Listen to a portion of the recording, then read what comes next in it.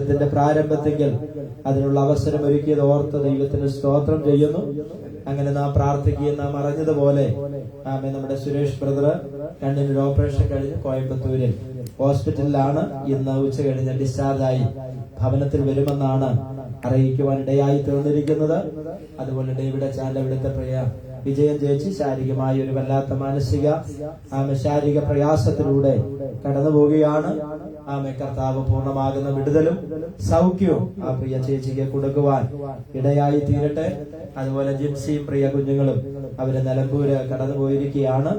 അതുപോലെ മറ്റ് പല സഹോദരങ്ങളും മറ്റ് ചില തടസ്സങ്ങളാൽ കടന്നു വരുവാൻ കഴിഞ്ഞിട്ടില്ലല്ലോ. ദൈവം അവരെ എല്ലാവരെയും അനുഗ്രഹിക്കുവാൻ ഇടയായി തീരട്ടെ. നമ്മുടെ മൈലാമ്പാടത്തെ അപ്പച്ചനും അമ്മച്ചിയും കോയമ്പത്തൂരാണ്, അവര് വന്നിട്ടില്ല. അവരെ ഓർത്ത് സ്തോത്രം ചെയ്യുന്നു. ജോസഫ് അച്ചാനെ ഓർത്ത് സ്തോത്രം ചെയ്യുന്ന എല്ലാവരെയും ഓർത്ത് ദൈവത്തിന് നമ്മുടെ കരങ്ങളെ ഉയർത്തി ദൈവത്തിന് സ്തോത്രം ചെയ്യാം. ഹല്ലേലൂയ. നമ്മള് ന്യൂ ഇയർ മീറ്റിംഗ് ആയിട്ടല്ലെങ്കിലും ആണ്ടവസാന യോഗമായിട്ട് നമുക്ക് കൂടി വരുവാൻ ദൈവം സഹായിച്ചു. കഴിഞ്ഞ വർഷങ്ങളിൽ നമ്മൾ ചെയ്തു വന്നതുപോലെ തന്നെ 7:30 നമ്മുടെ ആ മീറ്റിംഗ് ആരംഭിക്കുവാനും ഏകദേശം 10:30 കഴിഞ്ഞ സമയത്ത് നമുക്ക് ആശീർവാദം പറഞ്ഞ് വിരുന്നുകളിൽ പങ്കെടുത്ത് നമ്മുടെ ഭവനങ്ങളിലേക്ക് കടന്നു പോകുവാൻ ദൈവം സാവകാശം ഒരുക്കി. ദൈവമക്കൾക്ക് മിക്കവർക്കും കടന്നു വരുവാൻ ദൈവം സാവകാശം ഒരുക്കി. എല്ലാവരെയും ഓർത്ത് ദൈവത്തിന് നന്ദി പറയുകയാണ്. കർത്താവ് നമ്മെ എല്ലാവരെയും ധാരാളമായിട്ട് അനുഗ്രഹിക്കുവാൻ ഇടയായി തീരട്ടെ. ദർശനത്തിന് ഒരു അവധി വെച്ചിരിക്കുന്നു. അതെന്ത് ചെയ്യുന്നു? അത് സമാപ്തിയിലേക്ക് ബന്ധപ്പെടുന്നു. സമയം തെറ്റുകയില്ല. അത് വൈകിയാലും അതിനായിട്ട് എന്ത് ചെയ്യാം? കാത്തിരിക്കുക. ദർശനത്തിന് ദൈവം എന്ത് ചെയ്തിട്ടുണ്ട്? ഒരു അവധി വെച്ചിട്ടുണ്ട്. ദൈവമക്കളാകുന്ന നമ്മളെ സംബന്ധിച്ചിടത്തോളം അതിനുവേണ്ടി നാം എന്ത് ചെയ്തുകൊണ്ടിരിക്കണം? കാത്തിരിക്കണം. കഴിഞ്ഞ 2025 ആ കണ്ട ദർശനം നിറവേറിയിട്ടില്ലെങ്കിൽ ഈ പുതിയ വർഷത്തിൽ കർത്താവെ, ഞാൻ കണ്ട ദർശനം, ഞാൻ കേട്ട ദർശനം, ഞാൻ കണ്ട ദൈവിക സ്വപ്നം ഈ 2026 നിറവേറുവാൻ ദൈവമേ എന്നെ സഹായിക്കണമെന്ന് എല്ലാവരും പ്രാർത്ഥിക്കണം. സ്തോത്രം. അത് സമയം തെറ്റുകയില്ല. അതതിന്റെ സമാപ്തിയിലേക്ക് എന്ത് ചെയ്തുകൊണ്ടിരിക്കുക? ബന്ധപ്പെട്ടുകൊണ്ടിരിക്കുകയാണ്. അത് നിറവേറുവാൻ സമയമായി, അത് സംഭവിക്കുവാൻ സമയം സമാഗതമായി കൊണ്ടിരിക്കുകയാണ്. ദൈവം അത് നമ്മുടെ ജീവിതത്തിൽ നിറവേറ്റുവാൻ ഇടയായി തീരട്ടെ എന്ന് ആത്മാർത്ഥമായി പ്രാർത്ഥിക്കുകയാണ്. ഒരു വാക്യം മാത്രം ഞാനത് ഓർപ്പിച്ച ദൈവസന്നിധാനത്തിൽ ഇരുന്ന് ഒടുവിലത്തെ സമയം ഒരു കൊച്ചു സന്ദേശം നിങ്ങളുമായി പങ്കുവെക്കുവാനാണ് ആഗ്രഹിക്കുന്നത്. 138-ാം സങ്കീർത്തനത്തിന്റെ 6-7 വാക്യം നമുക്കൊന്ന് വായിക്കാം. 6-7 വാക്യം. യഹോവ ഉന്നതനെങ്കിലും താഴ്മയുള്ളവനെ എന്ത് ചെയ്യുന്നു? സ്തോത്രം. അപ്പൊ നമ്മുടെ ദൈവം ആരാണ്? ഉന്നതനാണ്. നമ്മൾ പ്രാർത്ഥിക്കുമ്പോൾ നമ്മൾ സാധാരണ ഉരുവിടുന്നൊരു വാക്യമുണ്ട്, ഉന്നതനും ഉയർന്നിരിക്കുന്നവനുമാകുന്ന ദൈവം. പ്രൈസലോ. അപ്പൊ ദൈവം ഉന്നതനാണെങ്കിലും ഉയർന്നിരിക്കുന്നവനാണെങ്കിലും അവൻ ആരെ കടാക്ഷിക്കുന്നു? താഴ്മയുള്ളവനെ കടാക്ഷിക്കുന്ന ദൈവമാണ്. അവൻ ഏത് സാധാരണക്കാരനാണെങ്കിലും യേശുവേ എന്ന് വിളിക്കുമ്പോൾ യേശു അവന്റെ അടുക്കലേക്ക് ഇറങ്ങി വരും. സ്തോത്രം. വേദപുസ്തകത്തിന്റെ ചരിത്രങ്ങളും വേദപുസ്തകത്തിലെ വിശ്വാസ വീരന്മാരുടെ അല്ലെങ്കിൽ വിശ്വാസികളാകുന്ന നമ്മുടെയൊക്കെ ജീവിതത്തിൽ അതൊക്കെ അനുഭവിക്കുന്ന സമയങ്ങൾ ഉണ്ടായിട്ടുണ്ട്. ഇന്ന് എന്ത് ചെയ്തിരിക്കുക? ഉറങ്ങിപ്പോയിരിക്കുക. ഇന്ന് ആത്മീക ക്ഷീണം സംഭവിച്ചിരിക്കുക. ഇന്ന് ആത്മീകമായിട്ടുള്ള കരുത്തുകൾ നഷ്ടപ്പെട്ടുകൊണ്ടിരിക്കുന്ന ഒരു പ്രത്യേക കാലത്തിലേക്കാണ് നാം എത്തിയിരിക്കുന്നത്. നമ്മുടെ ആത്മീയ കാഴ്ചപ്പാടിനെയും ആത്മീയ ജീവിതത്തെയും വിശ്വാസത്തെയും ഇങ്ങനെയുള്ള പലതിനെയും ചോർത്തിക്കളയുന്ന ഒരു പ്രത്യേക സാഹചര്യത്തിൽ നാം എത്തിയിരിക്കുകയാണ്. ശ്രദ്ധിക്കണം. ഈ 2026 ഉന്നതകരമാകുന്ന കരുത്തേറിയ ഒരു വിശ്വാസ ജീവിതം നമുക്ക് നയിക്കണമെങ്കിൽ ഒറ്റ കാര്യം ശ്രദ്ധിക്കണം. ദൈവത്തോട് അടുത്തു വരിക, ദൈവത്തോട് ചേർന്ന് നടക്കുക, ദൈവത്തിന് വേണ്ടി ജീവിക്കുക, പ്രാർത്ഥനയിൽ ഉറ്റിരിക്കുക, ദൈവാശ്രയത്തിൽ മുൻപോട്ട് പോകുവാനിടയായിത്തീരണം.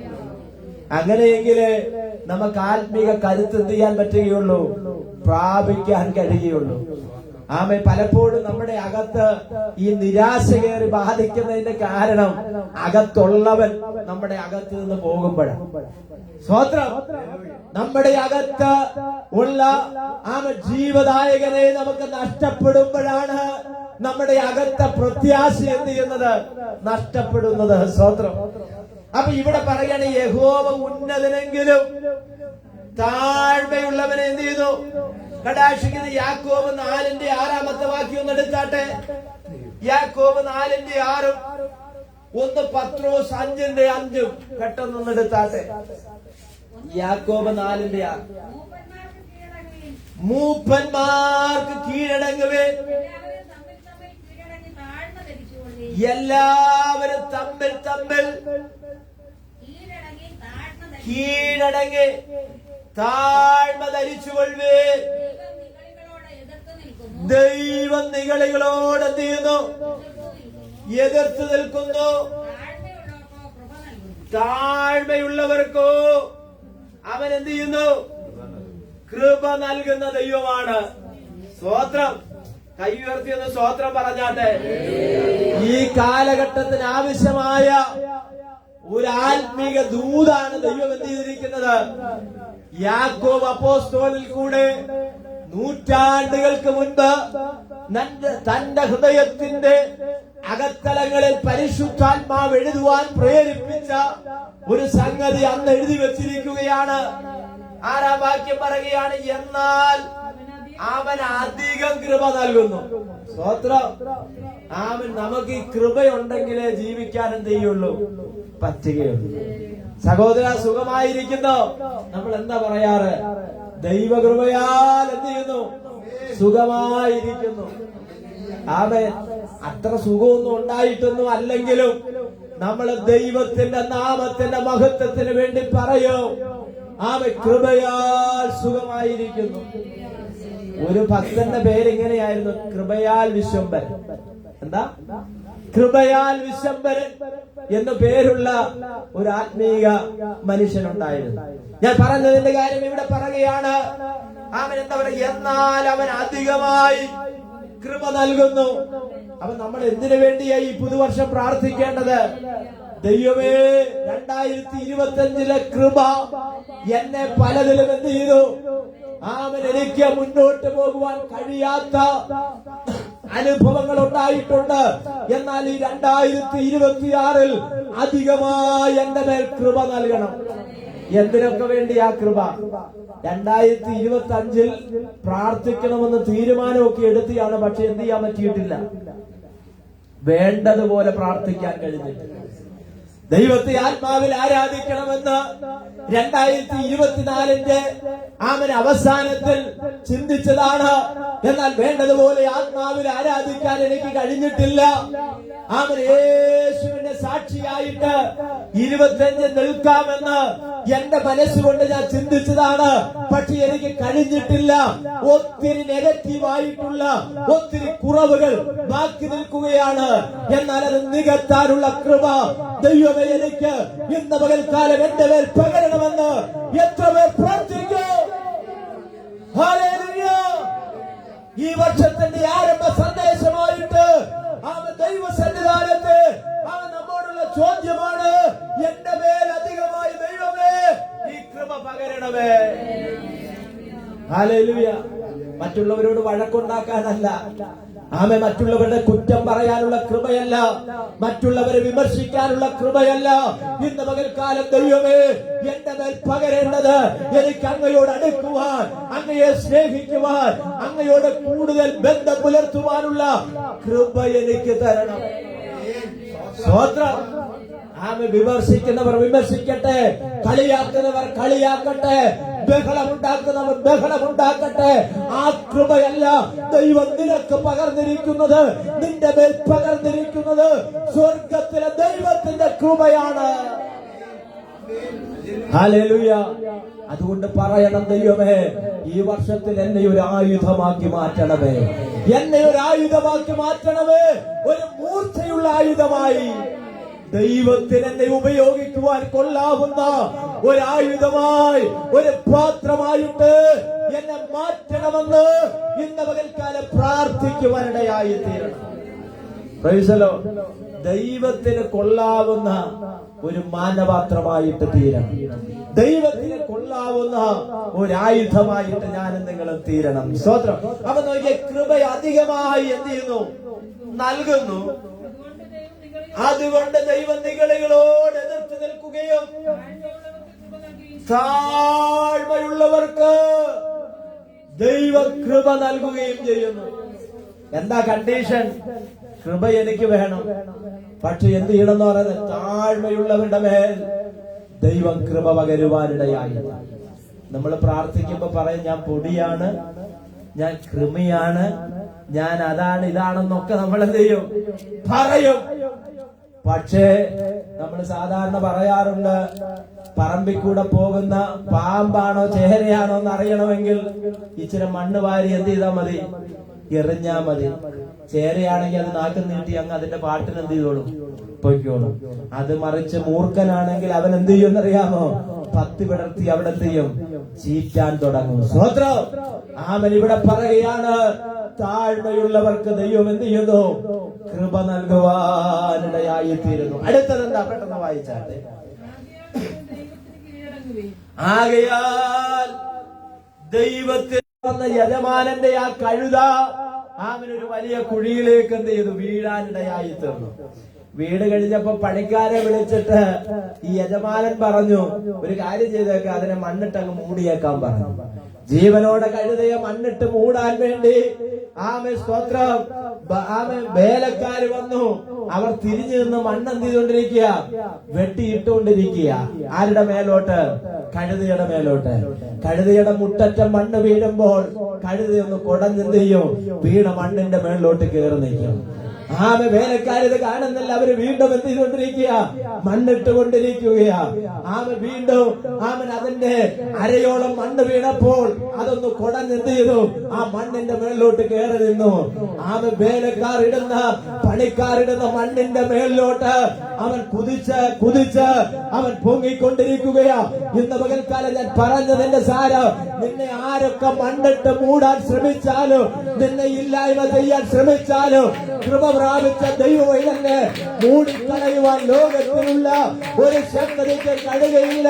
നിന്നെ തോൽപ്പിക്കുവാൻ അവന് സാധ്യമല്ല. ഉടമന ഋഗമന ശങ്കരാധന ആത്മീയ കൃപ പ്രാപിച്ച ദൈവമക്കൾ ദൈവത്തോട് അടുത്തു വരുന്ന ദൈവമക്കളുടെ മേൽ പകരപ്പെടുന്നത് ദൈവകൃപയുണ്ട്. എത്ര രോഗം നിന്നെ പിടിച്ചാലോ, എത്ര വ്യാധി നിന്നെ പിടിച്ചാലോ, എത്ര കഷ്ടങ്ങളിലൂടെ നീ കടന്നു പോകേണ്ടി വന്നാലോ, എത്ര വേദനയിലൂടെ നീ കടന്നു പോകേണ്ടി വന്നാലോ, അതൊന്നും നിന്നെ തകർത്ത് കളയുകയില്ല. ഹല്ലേലൂയ. രോഗമെന്നെ പീഡിച്ചു, ദേഹം ക്ഷയിച്ചാലുമേ. രോഗമെന്നെ പീഡിച്ചു, ദേഹം ക്ഷയിച്ചാലുമേ.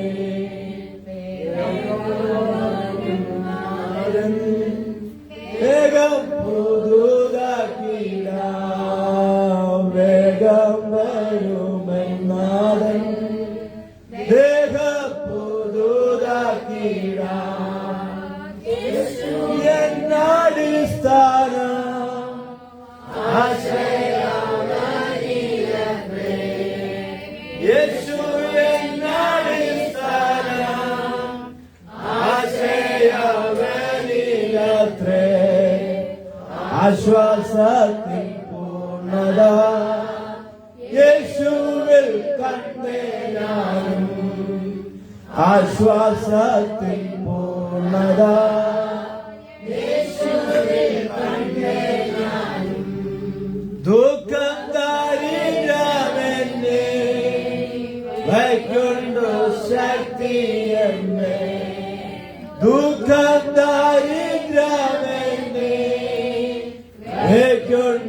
ശക്തി എന്നെ കൈക്കു പിടിച്ചു നാഥൻ തീ കൊണ്ടു പോകുന്നവേ കൈക്കു പിടിച്ചു നാട തീ കൊണ്ടു പോകുന്ന അവൻ നിന്റെ കൈക്ക് പിടിച്ച് നടത്തി കൊണ്ടുപോകുന്ന ദൈവം. സ്വത്രം. അവൻ രോഗം നിന്നെ മണ്ണിട്ട് മൂടാൻ ശ്രമിച്ചാലും അതിന്റെ നടുവിൽ നിന്ന് നിന്നെ പൊക്കി കൊണ്ടുവരുന്ന ഒരു ദൈവമുണ്ടെന്ന്, അവനൊരു കഷ്ടത നിന്നെ തോൽപ്പിച്ച് കളയുവാൻ നോക്കിയാലും അതിന്റെ കീഴിൽ നിന്ന് നിന്നെ പുറത്തു കൊണ്ടുവരുന്ന ഒരു ദൈവമുണ്ടെന്ന് എന്ന പകൽക്കാലം ദൈവത്തിന് മഹത്വം കൊടുക്കുവാൻ ഇടയായി തീരട്ടെ. ഹല്ലേലൂയ. ദൈവത്തിന് കീഴടങ്ങുവേ. രണ്ട് പിശാചിനോട് എന്ത് ചെയ്യണം? എതിർത്ത് നിൽക്കണം. സ്വത്രം. പിശാചിനോട് ഗുസ്തി കൂടാൻ പറഞ്ഞിട്ടില്ല, അവനോട് വഴക്കുണ്ടാക്കാൻ പറഞ്ഞില്ല, അവനോട് യുദ്ധം ചെയ്യാൻ പറഞ്ഞില്ല, അവനോട് നീ എതിർത്ത് നിന്നാണ്. എങ്ങനെ എതിർത്ത് നിൽക്കുന്നത്? എങ്ങനെ എതിർത്ത് നിൽക്കുന്നത്? അവനൊരു ഉദാഹരണം ഞാൻ പറയാം. സാധാരണ പറയുന്ന പോലെ പട്ടി നിന്നെ കടിക്കാൻ വരുമ്പോ നീ ഒന്ന് കുനിഞ്ഞ് ഒരു കല്ലെടുക്കാൻ ശ്രമിച്ചാൽ ഈ പട്ടി എന്ത് ചെയ്യും? വാലും ചുരുട്ടി നമ്മുടെ ഭാഷ പറഞ്ഞ ഓടും. നമ്മളെ എറിയൊന്നും വേണ്ട, എതിർത്ത് നിന്നാ മതി. എന്ന് പറഞ്ഞാൽ നീ ദൈവത്തിൽ ആശ്രയിച്ച സ്വോത്രം പറഞ്ഞ പിശാച് നിന്റെ അടുക്കൽ തന്ത്രങ്ങളുമായിട്ട് വരും. പിശാച് നിന്റെ അടുക്കൽ എന്തുകൊണ്ടാ വരുന്നത്? തന്ത്രങ്ങളുമായി. ഈ പിശാച്, പിള്ളേരും ശ്രദ്ധിച്ച്, പിശാച് ഏറ്റവും വലിയ ആരാന്നറിയാമോ? ക്രുക്കഡ് മൈൻഡുള്ള പിശാച് ആരാണ്? ഏറ്റവും വലിയ തന്ത്രശാലിയാണ്. അവൻ നമ്മെ തന്ത്രത്തിൽ കുടുക്കാൻ നമ്മുടെ അടുക്കൽ എന്ത് ചെയ്യും? തന്ത്രങ്ങൾ മെനഞ്ഞുകൊണ്ട് വരും. ആ തന്ത്രങ്ങൾ മെനഞ്ഞുകൊണ്ട് വരുമ്പോൾ ഇത് പിശാചിന്റെ തന്ത്രമാണെന്ന് നമ്മൾ എന്ത് ചെയ്യണം? ഈ പിശാച് ആരിലൂടെയാ വരുന്നത്? ചിലപ്പോ വീട്ടിലെ അപ്പനിലൂടെ ആയിരിക്കും ചില സമയത്ത് വരുന്നത്. ആരിലൂടെയാ വരുന്നത്? വീട്ടിലെ പറഞ്ഞാട്ടെ. ചിലപ്പോ അമ്മയിലൂടെ ഈ സാത്താൻ, ചിലപ്പോ മക്കളിലൂടെ ഈ സാത്താൻ എന്ത് ചെയ്യും? വരും. അവൻ ആരാണെന്നുള്ളതൊന്നും വിഷയമല്ല. ആരാണ് അതിന് വഴിയൊരുക്കുന്നത് അവരിൽ അവൻ കടക്കും. സ്വോത്രം. അപ്പൊ നീ എതിർത്ത് നിൽക്കുന്ന എങ്ങനെയാണെന്നറിയാമോ? അപ്പൻ 2 എണ്ണം പറഞ്ഞപ്പോ അമ്മ എന്ത് ചെയ്തു? 3 എണ്ണം പറഞ്ഞ് എതിർത്ത് നിൽക്കുകയല്ല. അവിടെ നീ എന്ത് ചെയ്യണം? മൗനമായിരുന്ന് സ്വോത്രം പറഞ്ഞാൽ ഈ പുള്ളിയുടെ വാ കഴയ്ക്കും. സ്വോത്രം. ഈ പുള്ളിയുടെ വാ കഴച്ചു കഴിയുമ്പോ തന്നെ എന്ത് ചെയ്യും? മൗനമായിരിക്കും. ഇതാണ് ശത്രുവിനോട് എന്ത് ചെയ്യേണ്ടത്? എതിർത്ത്. നമ്മൾ എന്ത് ചെയ്യാണ്? പറഞ്ഞതിന്റെ ഇരട്ടി പറയുമ്പോഴാണ് അവിടെ എന്ത് ചെയ്യുന്നത്? സ്വോത്രം. വിട്ടുകൊടുക്കൂ. ഭർത്താവ് തോക്കാൻ തയ്യാറാകൂ. സ്വോത്രം. ഇനി മിണ്ടാതിരിക്കുന്ന ഭർത്താവാണെങ്കിൽ പറയും, ആ പുള്ളിയെ കൊണ്ട് പറഞ്ഞോട്ടെ. അവിടെ ഒരു വലിയ പ്രശ്നം എന്ത് ചെയ്യും? വലിയൊരു പ്രശ്നം ഒഴിവാകും. ഞാൻ ആ ഭാഗത്തേക്ക് കിടക്കുന്നില്ല. നോക്കിയേ. എന്നാൽ അവൻ നിങ്ങളുടെ പിശാചിനോട് എതിർത്ത് നിൽപ്പേ. എന്നാൽ അവൻ നിങ്ങളെ വിട്ടു പോകുമെന്നല്ല, അവൻ വിട്ട് ഓടിപ്പോകുമെന്ന്. പിശാചിനോട് എതിർത്ത് നിന്ന് കഴിഞ്ഞാൽ അവൻ നിന്നെ വിട്ട് പോകുമെന്നല്ല, അവൻ ഓടിപ്പോകും. ആ പരിസരത്ത് പിന്നെന്ത് ചെയ്യത്തില്ല. ഈ പണ്ടൊരാള് ഈ പൂച്ചയെ ഓടിക്കുക. പൂച്ച ഓടിക്കുന്ന എങ്ങനെയാണെന്നറിയുമോ? തെരണ്ടിയുടെ വാല് കൊണ്ടാ പൂച്ച ഓടിക്കുക. മീൻ കിട്ടിയ പൂച്ച വിടുവോ പോകാനായിട്ട്? ഇല്ല. അവിടെ ഒരു പൂച്ചയില്ല. സ്വന്തം പൂച്ചയൊക്കെ വളർത്തുന്നവരിവിടെ. മീന്റെ മണം കിട്ടിയാ പിന്നെ അത് പോകും. പക്ഷെ നമ്മൾ പൂച്ചയെ ഓടിക്കുന്നത് എങ്ങനെ? മീന്റെ വാല് വെച്ച് ഓടിച്ചാൽ അതൊരിക്കലും പോകത്തില്ല. നമുക്ക് കാര്യം മനസ്സിലാക്കാൻ എന്നേക്കാൾ വളരെ ബുദ്ധിയും ജ്ഞാനവും ഗ്രാഹ്യമുള്ളതാണ്.